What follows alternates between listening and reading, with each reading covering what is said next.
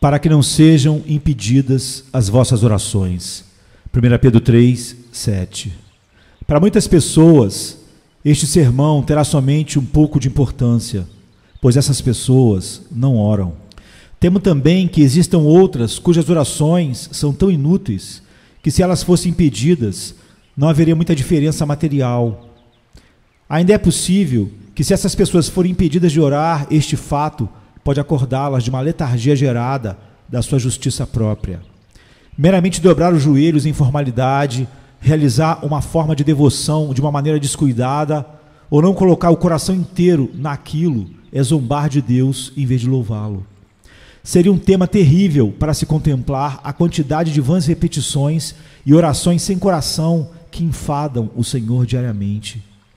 Gostaria de solenemente lembrar, contudo, que aqueles que não oram verdadeiramente têm a ira de Deus permanecendo neles. Aquele que nunca busca a misericórdia de Deus, com certeza, nunca a encontrou.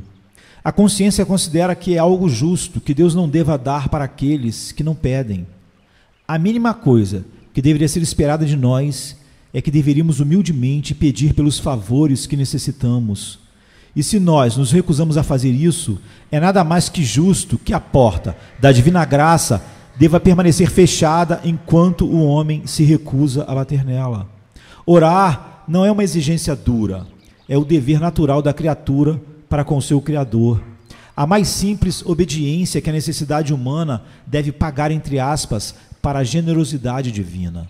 Aqueles que se recusam a rendê-la podem muito bem esperar que um dia desses, quando uma terrível e extrema necessidade surgir, e quando eles começarem a lamentar por sua tolice, que eles escutem a voz do seu insultado Deus, dizendo: entretanto, porque eu clamei e recusastes, e estendi a minha mão e não houve quem desse atenção, antes rejeitastes todo o meu conselho, e não quiseste a minha repreensão, também de minha parte eu me rirei na vossa perdição, e zombarei em vindo o vosso temor.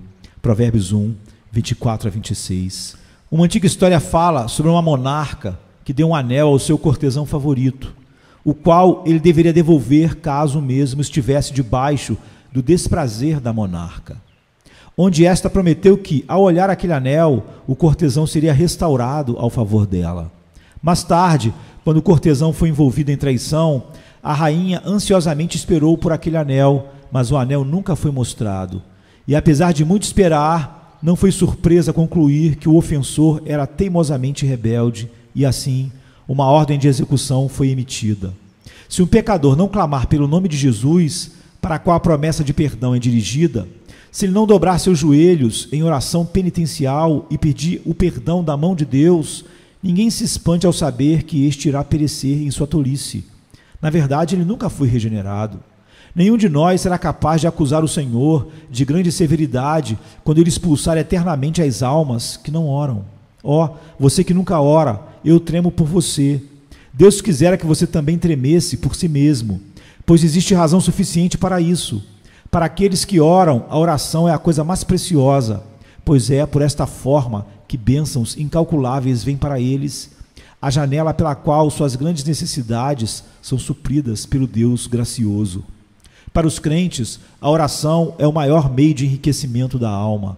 É a embarcação que faz comércio com o céu e volta para casa, vinda do país celestial, cheio de tesouros muito mais valiosos do que qualquer galeão espanhol já trouxe da terra do ouro.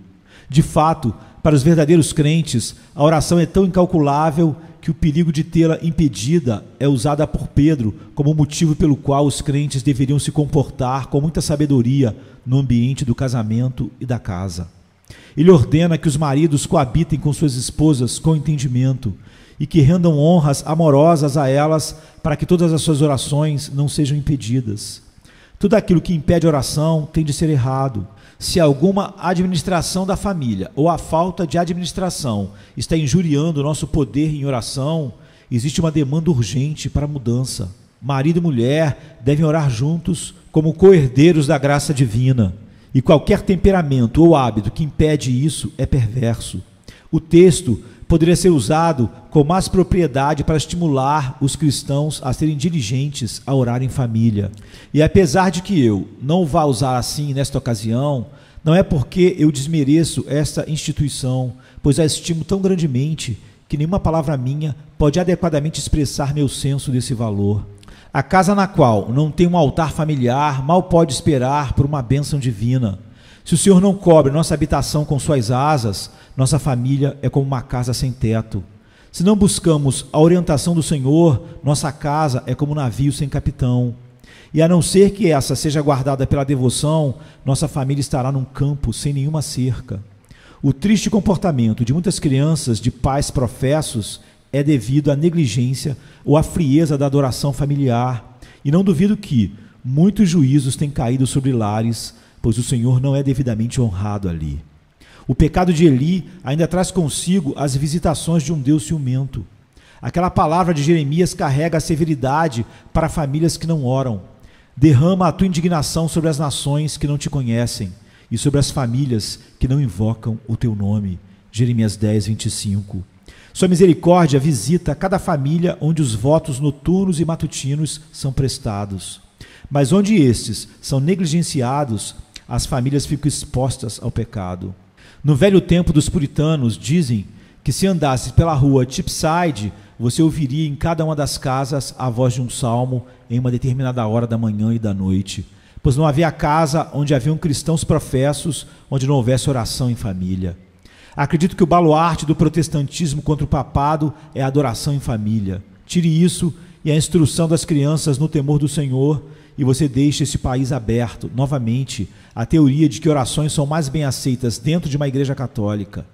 E então você entra na questão da sacralidade de lugares, assim tirando o sacerdócio do pai da família, que deveria ser um sacerdote em sua própria casa. Você cria uma abertura para um sacerdócio supersticioso e deixando o ensino com esses fingidores, inúmeros estragos são introduzidos assim.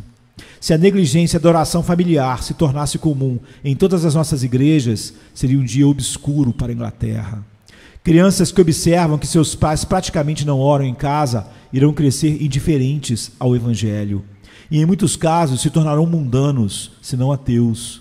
Este é um assunto sobre o qual a igreja não pode fazer perguntas acusatórias. Isso deve ser deixado para o bom senso e para o espírito cristão das cabeças das famílias. Eu, portanto, falo o mais enfaticamente possível e oro para que você coloque em ordem a sua casa, para que suas orações familiares não sejam impedidas. Neste tempo, contudo, devo usar o texto para outro propósito e o aplico para os impedimentos que assaltam as orações privadas. Nossas orações podem ser impedidas dessa forma. Primeiramente, podemos ser impedidos de orar. Segundo, podemos ser impedidos na oração.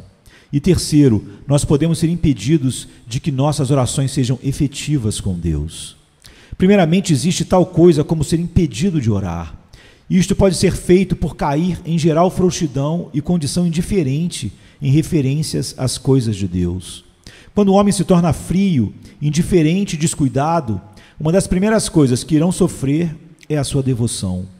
Quando o homem doente está em declínio, seus pulmões sofrem e assim sua voz. E quando o cristão está em um declínio espiritual, o fôlego da oração é afetado e o clamor da súplica se torna fraco.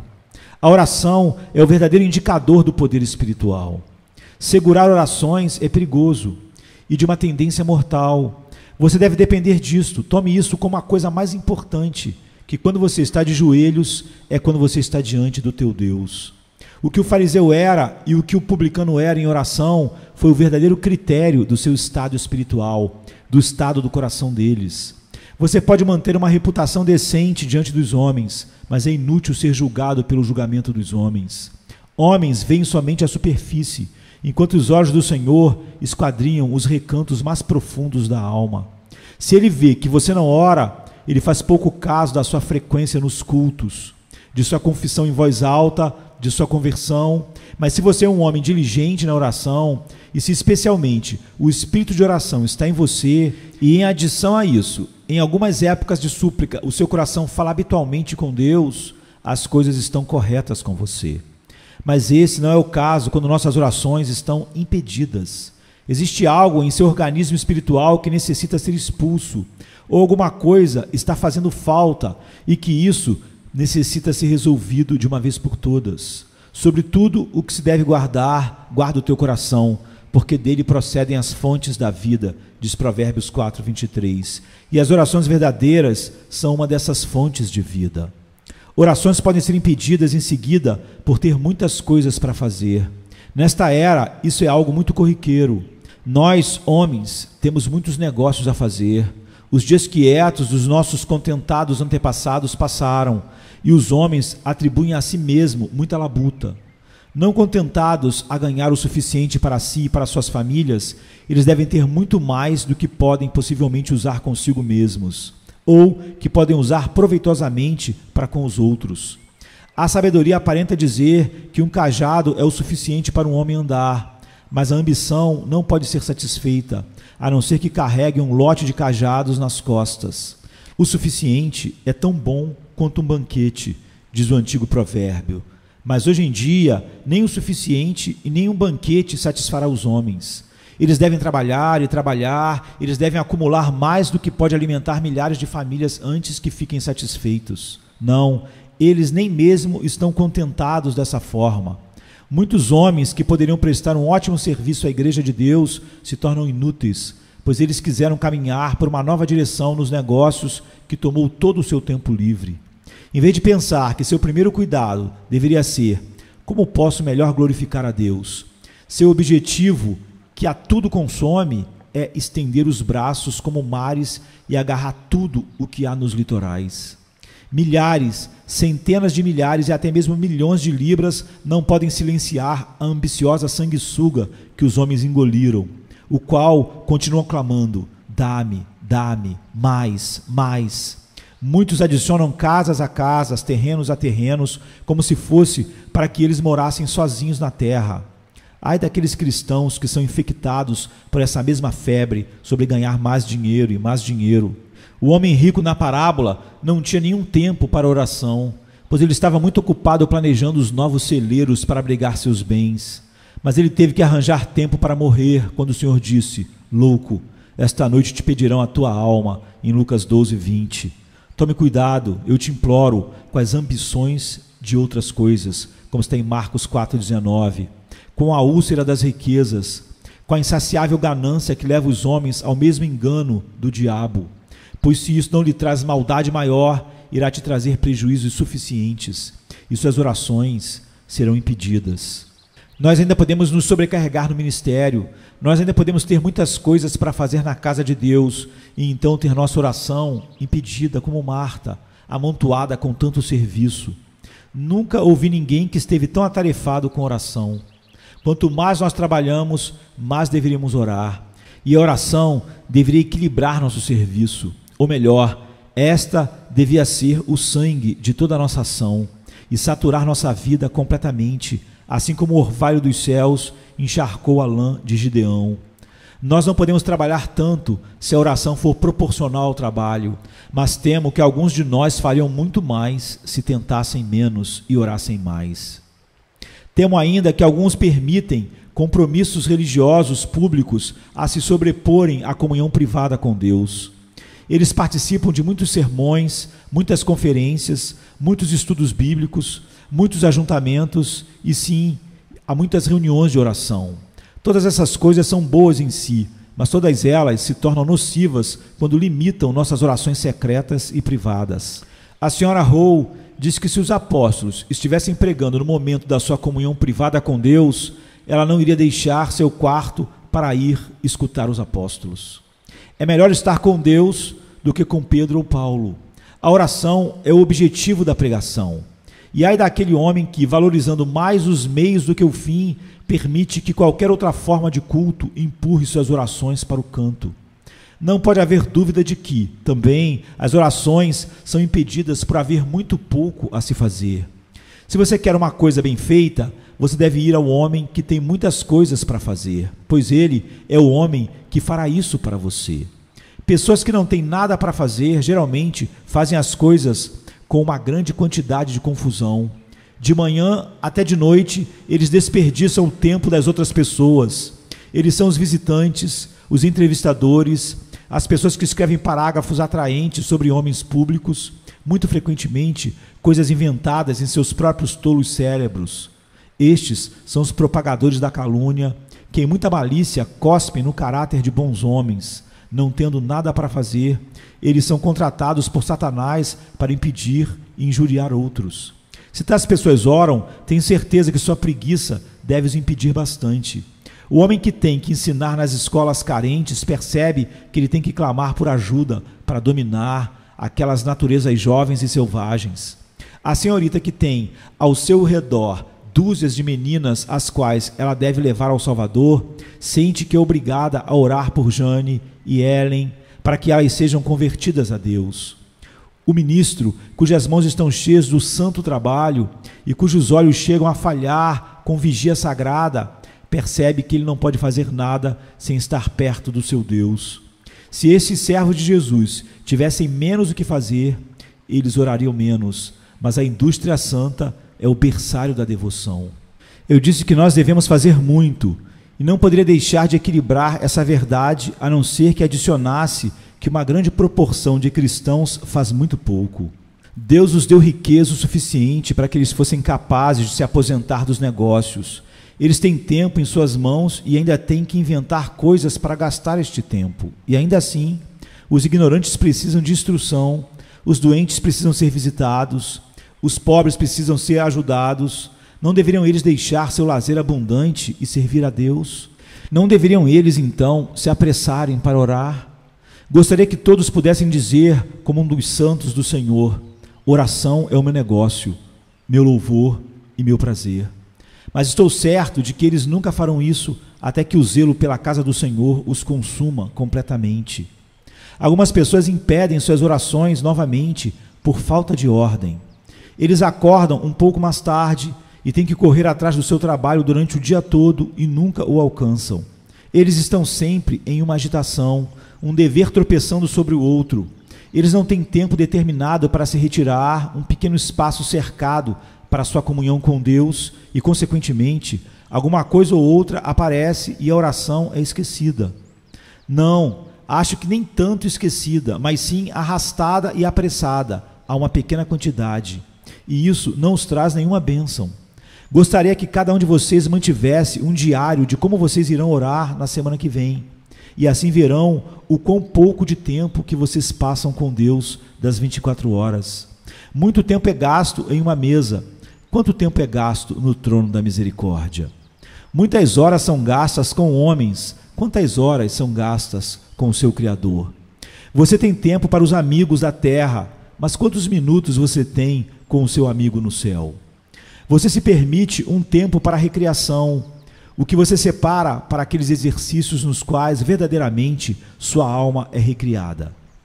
Um lugar para tudo e tudo tem seu lugar. É uma boa regra para escolas e casas de negócios, e isto seria igualmente útil em questões espirituais. Outros deveres devem ser feitos, mas a oração não pode ser deixada de ser realizada. Esta deve ter o seu próprio lugar e tempo suficiente para si. Deve ser tomado cuidado para que nossas orações não sejam impedidas, para que em nós não haja omissão ou encurtamento delas.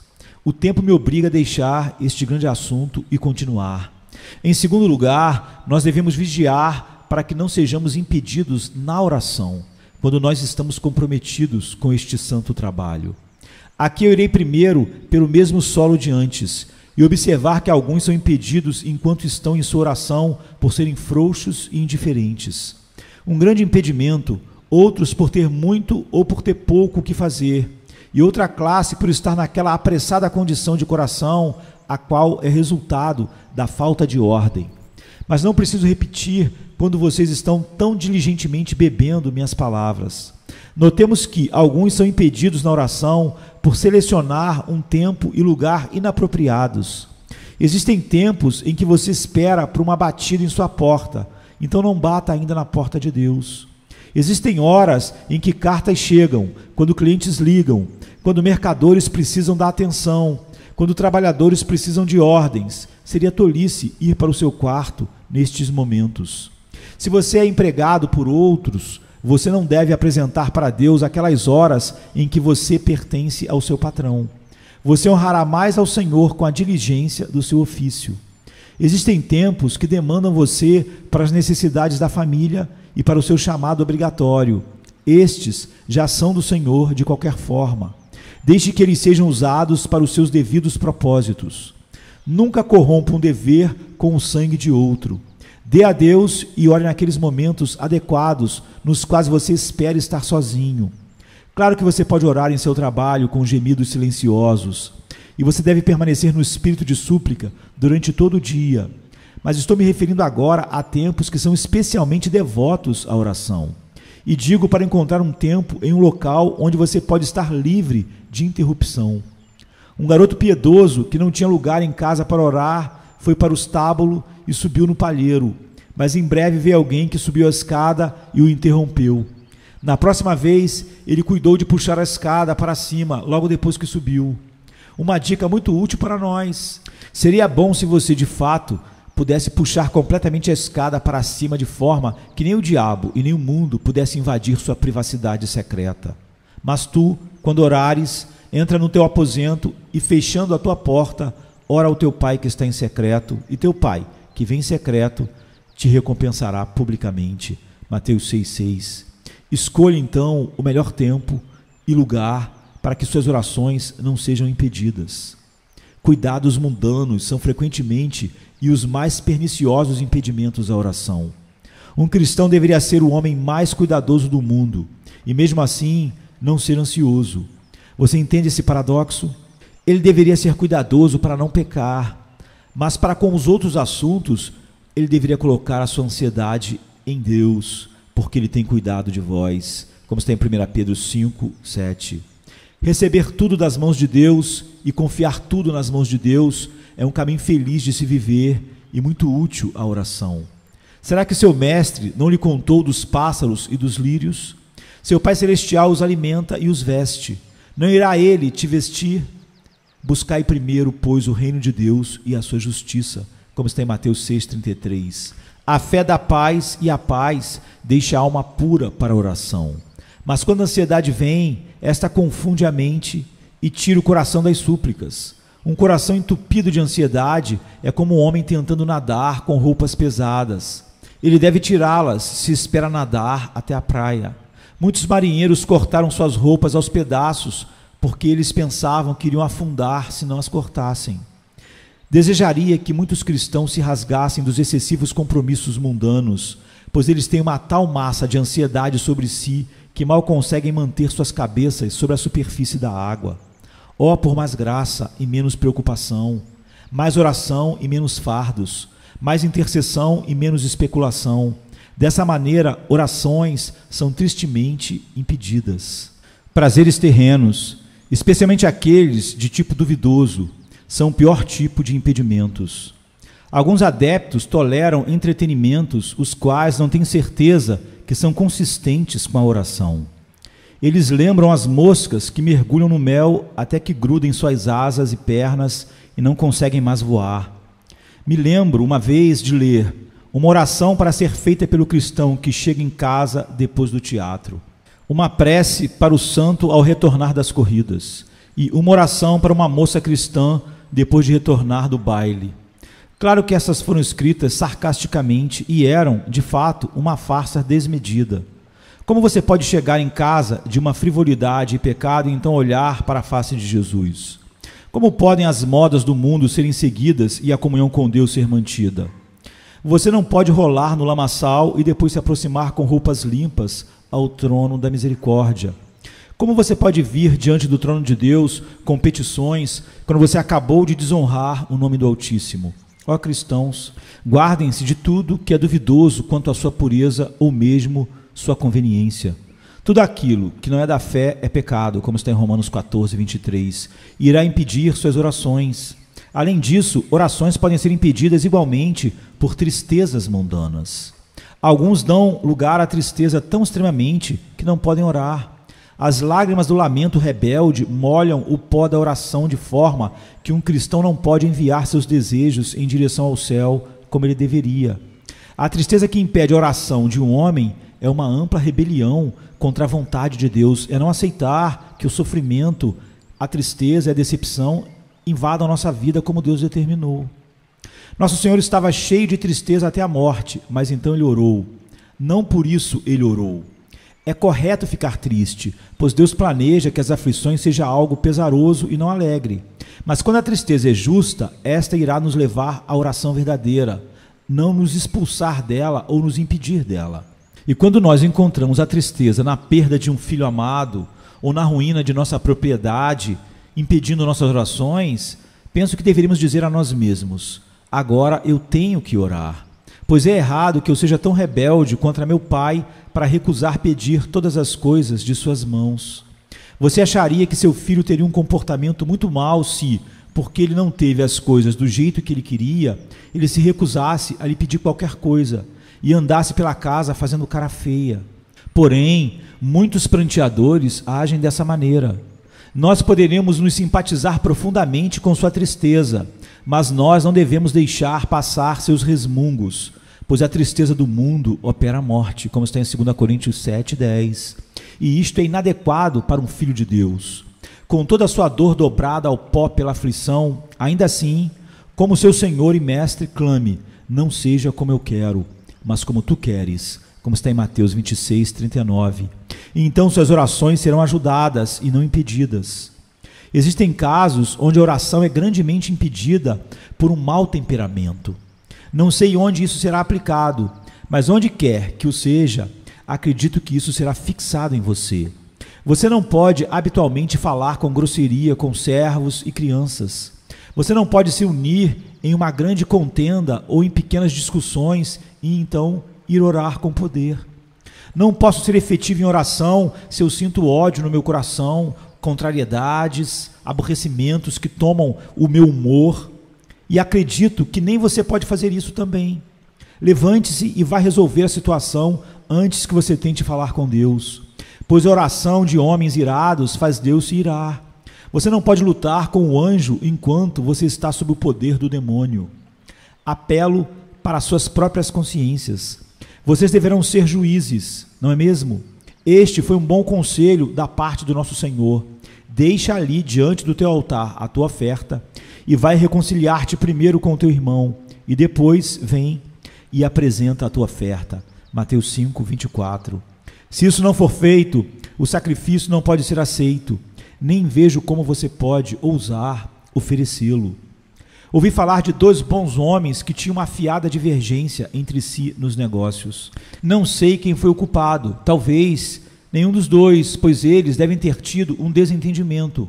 Um deles, ao caminhar para casa, muito contrariado, viu o sol se pondo e a passagem veio a ele: não se põe o sol sobre a vossa ira. Ele pensou: voltarei e pedirei desculpas, pois acredito que falei muito fortemente. Ele começou a voltar ao escritório do seu amigo e no meio do caminho este homem o encontrou fazendo a mesma coisa. Felizes crentes esses por serem tão atentos ao ensino do Espírito Santo e do Senhor Jesus Cristo. É certo que a ofensa virá, mas benditos são aqueles que são os primeiros a removê-la. Ai daqueles homens de tal maneira que não podem fazer isso, mas guardam rancor até que este apodreça e encha toda a sua vil natureza com os seus odores. Certamente, eles não podem esperar serem ouvidos em oração, enquanto hostilidades são sepultadas e poluem suas almas. Esforcem-se, queridos amigos cristãos, o mais que puderem, para sempre que estiverem irados, não pecarem.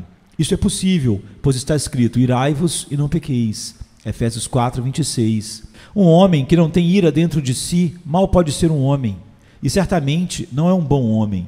Pois se ele não pode estar irado contra o pecado, não está apaixonado pela glória de Deus.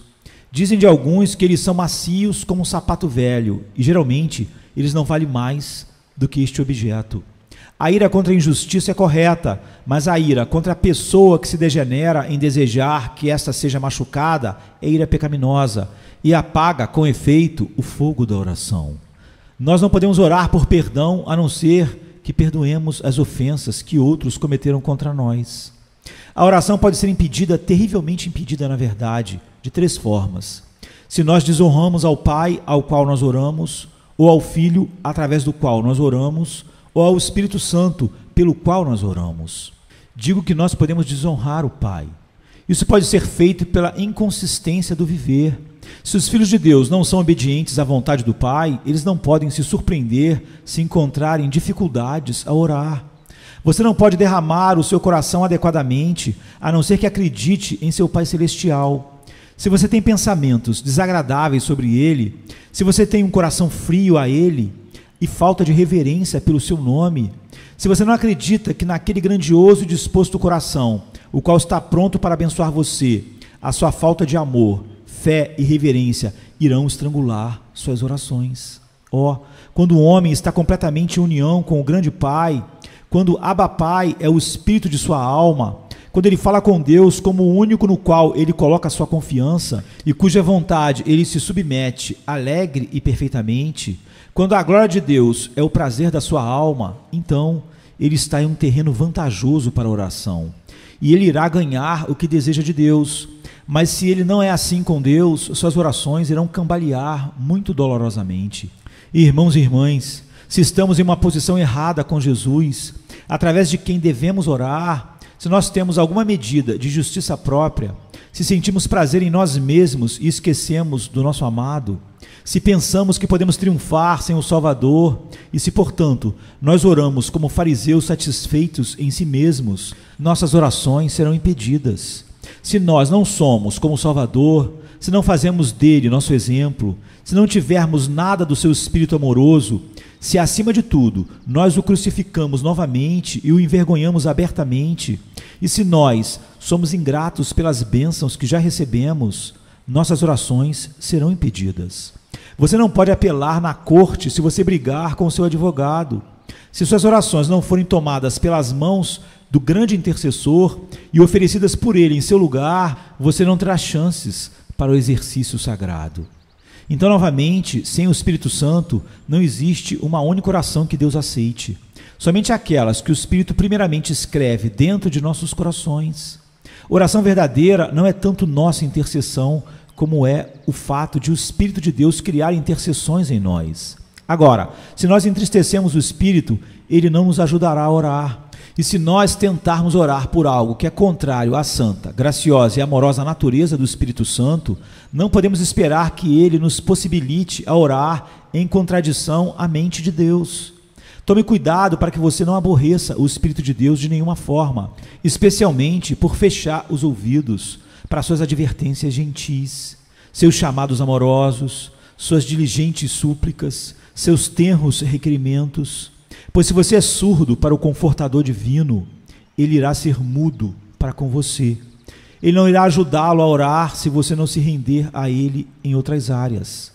Então, queridos amigos, estabeleci para vocês de uma maneira rápida algumas das formas nas quais a oração pode ser impedida. Que Deus conceda que nenhum de nós possa ser derrotado por elas, mas que nós possamos ser guardados de tudo aquilo que pode arruinar nossas orações. Agora necessito de sua mais diligente atenção para a parte mais importante de todas, na qual devo me esforçar para ser breve. Nós podemos ser impedidos na efetividade de nossas orações. Nós podemos orar, mas mesmo assim, nossas orações podem não ser ouvidas. E deixe-me aqui introduzir uma nota. O Senhor ouvirá a oração de qualquer um que pedir por sua misericórdia através da mediação do Senhor Jesus Cristo. Ele nunca despreza o choro do contrito. Ele é um Deus pronto para ouvir todos aqueles que o buscam e buscam reconciliação. Mas a respeito de outros quesitos, é verdade que Deus não ouve os pecadores, isto é, enquanto eles permanecem pecadores que não foram convertidos. Ele não irá conceder seus pedidos. De fato, se fosse assim, isso os encorajaria a continuar em seus pecados. Se eles se arrependerem e clamar por misericórdia através de Jesus Cristo, ele ouvirá seu clamor e o salvará. Mas se eles não forem primeiramente reconciliados com ele, suas orações são sopros vazios. Um homem considerará o pedido do seu filho, mas ele não escuta estranhos. Ele irá escutar seus amigos, mas não seus inimigos. Não é correto que a chave dourada que abre os baús dos céus deva ser encontrada nos cintos do rebelde. Mas ainda, Deus não escuta a todos os seus filhos igualmente, ou em todo o tempo. Não é todo crente que é poderoso em oração. Leia o Salmo 99, e se me lembro bem, você encontrará palavras como essas: Moisés e Arão entre os seus sacerdotes, e Samuel, entre os que invocam o seu nome, clamava ao Senhor, e ele lhes respondia. Na coluna de nuvens lhes falava. Eles guardaram os seus testemunhos e os estatutos que lhes dera. Salmo 99, 6 e 7. Sim, ele os respondeu, Moisés, Arão, Samuel. Ele os respondeu, pois eles guardaram seus testemunhos. Quando filhos de Deus percebem que suas orações não obtêm sucesso, eles deveriam buscar e logo descobririam uma razão pela qual suas orações foram impedidas. Primeiro, deve haver um viver santo no crente se suas orações obtiverem um grande sucesso com Deus. Escutem, a oração feita por um justo pode muito em seus efeitos. Tiago 5,16. Note as características de um homem justo. Ouça o nosso Salvador em João 15,17. Se vós estiverdes em mim, e as minhas palavras estiverem em vós, pedireis tudo o que quiserdes, e vos será feito. Existe um se ali. Se você não faz a vontade de Cristo, ele não irá fazer a sua vontade. Isso não tem relação com a lei, não tem nada relacionado com a lei, mas é a regra do Evangelho de Cristo de que a obediência tenha por recompensa o poder na oração. Assim como você faz com seus filhos, você tem uma disciplina sobre eles. Você não os expulsa ou os dá à polícia por eles agirem mal, mas você tem formas de castigar os teimosos e recompensar os obedientes. Você não se apressa para conceder os pedidos daquele menino intratável. De fato, você nega seus pedidos. Mas aquela outra querida, gentil e amorosa criança só tem que pedir para receber. Esta é a disciplina correta. Esta é tal como o que Deus exercita conosco. Ele não joga fora seus filhos quando estes pecam e os nega completamente, mas ele os castiga em seu amor. E um dos seus castigos é desconsiderar suas orações. Se nós compararmos o orar com o atirar com arco e flecha, você deve limpar sua mão ou não conseguirá atirar, pois este arco se recusa a ser dominado por mãos poluídas por pecados não arrependidos. A bênção geral é descrita: o desejo dos justos será concedido. Provérbios 10, 24. Não o desejo dos ímpios. Primeiramente, lave-se na fonte da graça da reconciliação e tenha seu coração purificado pelo Espírito Santo, ou então você não terá sucesso na oração. Se alguém me falasse de um homem que Deus responde grandemente pela oração e então me informasse que ele vive em pecado grosseiro, eu não acreditaria em tal coisa. É impossível para Deus auxiliar um criminoso professo do Evangelho, garantindo a ele sucesso em oração. O cego que Jesus curou disse verdadeiramente: ora, nós sabemos que Deus não ouve os pecadores, mas se alguém é temente a Deus e faz sua vontade, a esse ouve. João 9,31. Em adição à obediência, deve haver fé. Ora, sem fé é impossível agradar-lhe, porque é necessário que aquele que se aproxima de Deus creia que ele existe e que é galardoador dos que o buscam. Hebreus 11:6. Peça, porém, com fé, em nada duvidando, porque o que duvida é semelhante à onda do mar, que é levado pelo vento e lançada de uma parte para outra. Tiago 1,6. A fé obtém promessas, incredulidade sai de mãos vazias. O Senhor pode dar uma bênção para aquele que duvida, mas a promessa é mais do que isso, e o incrédulo não tem direito de esperá-la. A oração que tem mais proveito com Deus é a oração daquele que crê que Deus o ouvirá e daquele que, portanto, pede com confiança. Em uma palavra, a fé é o arco da oração. Você deve tomar posse do arco ou não pode atirar. E quanto mais forte é o arco, mais longe você pode atirar a flecha. E maior a realização que você pode fazer com isso. Sem fé é impossível agradar a Deus em oração ou em qualquer outra coisa. Fé é a própria coluna vertebral, tendão e músculo da intercessão. Em terceiro lugar, deve haver desejos santos, ou então a oração será um fracasso. E esses desejos devem estar fundamentados na promessa. Se você não encontrou que Deus prometeu uma bênção, você não tem o direito de pedir por isso e não possui nenhuma razão para esperar por isso. Não tem valia pedir dinheiro para um banqueiro sem possuir um cheque. No caixa, eles não te conhecem. Eles conhecem a promessa de pagar em troca do cheque. E se você o apresentar, receberá a quantia. Você deve trazer as próprias promessas de Deus ao trono de misericórdia, o qual é o balcão do banco divino. E você obterá o que precisa, mas somente deste jeito. Observe então que a fé é o arco e o desejo forte é como a corda em qual a flecha será lançada para cima. Nenhuma flecha é lançada para o céu, a não ser aquela que desceu do céu. Cristãos tomam suas flechas da aljava de Deus, da palavra de Deus, e quando eles as atiram, o fazem com isto em seus lábios: lembra-te da palavra dada ao teu servo, na qual me fizeste esperar, como está no Salmo 119, 49. Então, a oração bem-sucedida é o desejo de um santo coração sancionado pela promessa, pela palavra de Deus. Orações verdadeiras são como aqueles pombos correios que acham seu caminho de volta tão bem. Elas não podem falhar em ir para o céu, pois do céu elas vieram na revelação da sua palavra, da palavra de Deus. Elas só estão voltando para casa. Além disso, se a oração é para ser efetiva, deve haver fervor e urgência. Está escrito: a oração fervorosa de um justo pode muito em seus efeitos, como está em Tiago 5,16 na versão King James. Não é a oração meio viva e meio morta do mero cristão nominal, não a oração daqueles que não se importam se recebem a resposta ou não. Deve haver diligência, intensidade, o derramar do coração diante de Deus.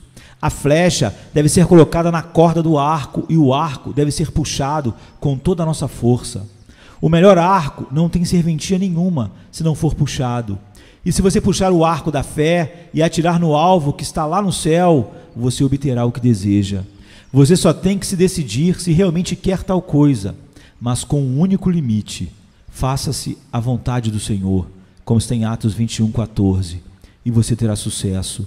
Deve haver, em seguida, um desejo pela glória de Deus, pois este é o próprio alvo, e se nós não atirarmos na direção disso, a flecha não acertará coisa alguma. Nós devemos diligentemente desejar o que nós buscamos, porque cremos que o que pedimos irá glorificar a Deus.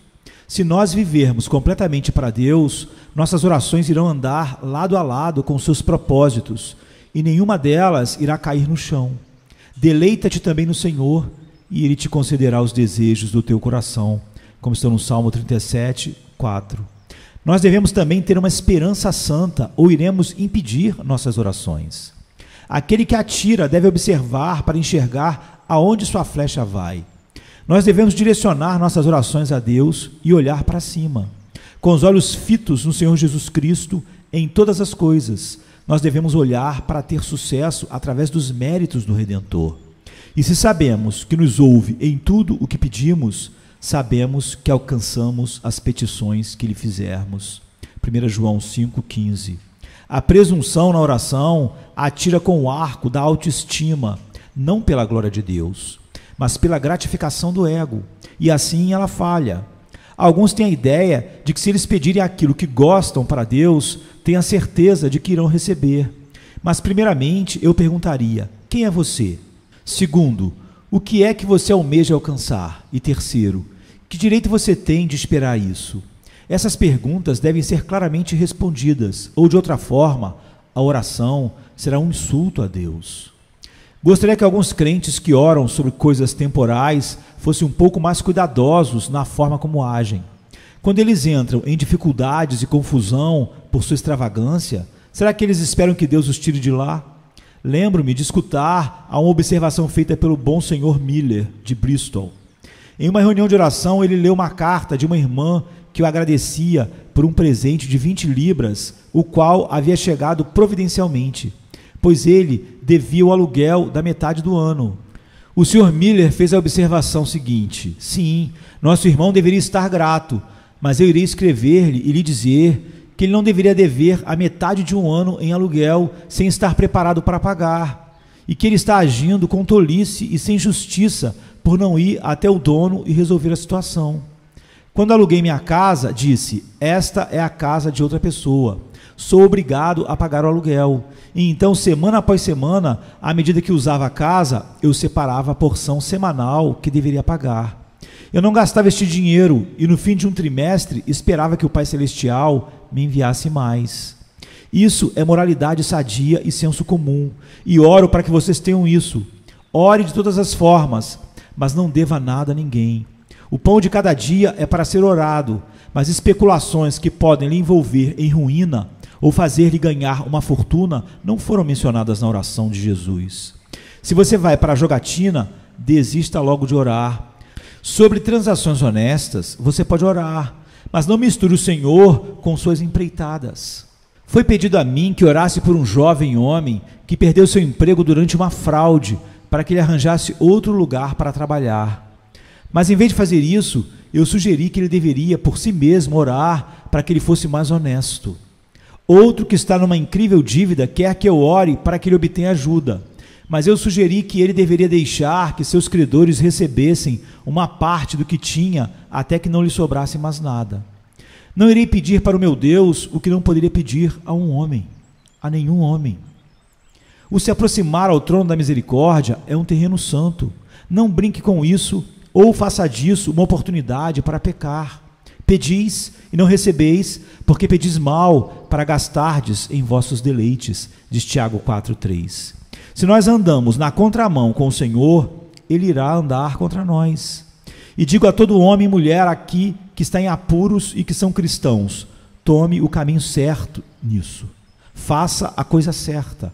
E se isso o trouxer aflição, suporte isso como um homem. E então vá ao Senhor e diga: Senhor, eu escolhi por sua graça um caminho correto e honesto. Agora, ajuda-me. E Ele irá. Deus nos conceda a graça, como cristãos, a andar com Deus no poder do seu Espírito, descansando somente em Jesus, e que Ele faça a cada um de nós poderoso em oração. Um homem a quem Deus ensinou a orar poderosamente é um homem que possui a mente do Senhor e é a mão de Deus movendo-se no meio dos homens. Quando ele age, Deus age nele. Ele deve, contudo, ser cuidadoso e vigilante, pois o Senhor é um Deus ciumento, e mais ciumento com aqueles que Ele mais ama. Deus lhes conceda, irmãos e irmãs, andarem humildemente com Ele e a viver perto de si, para que as suas orações não sejam impedidas. Amém, queridos. Amém.